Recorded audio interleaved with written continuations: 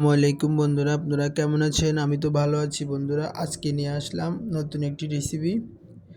বন্ধুরা, আজকে আমাদের বাসায় রান্না হয়েছিল পাঙ্গাস মাছ দিয়ে ফুলকপি। আমার বাচ্চারা পাঙ্গাস মাছ খেতে ভালোবাসে বন্ধুরা। গরিবের মাছ ছিল পাঙ্গাস।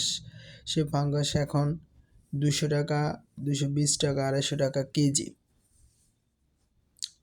দিন দিন শুধু জিনিসপত্র বন্ধুরা দামে বাড়তেছে, কিন্তু আমাদের বেতন তো আর বাড়তেছে না। আমরা সে অল্প আয়ের যারা মানুষ, খুবই কষ্টকর, না পারি বলতে, না পারি সইতে।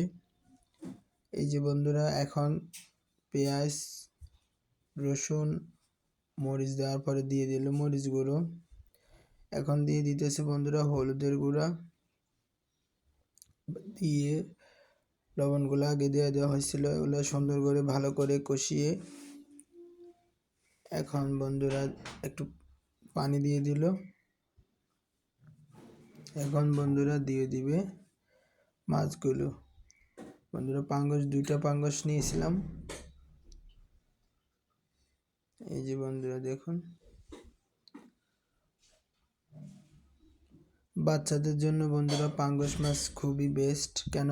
কাটা নেই, খুবই তাড়াতাড়ি করে খাওয়া যায়।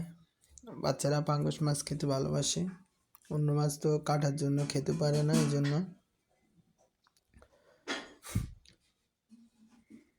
বন্ধুরা অনেক কষ্ট করে ভিডিও বানায়। আমার ভিডিওগুলো যদি আপনাদের ভালো লাগে, লাইক, কমেন্ট, শেয়ার করে দিবেন, বেশি বেশি করে ফলো দিবেন।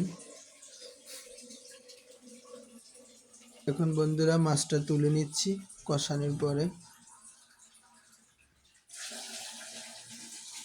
মাছগুলো এখন তুলে নিয়ে এখন দিয়ে দিলাম বন্ধুরা আলু, এরপরে দিয়ে দিব বন্ধুরা ফুলকপি। এখন তো বন্ধুরা শীতের সিজন, ফুলকপি বাজারে অনেক নেমেছে। এরপর বন্ধুরা হয়ে আসার পরে দিয়ে দিলাম ধনেপাতা।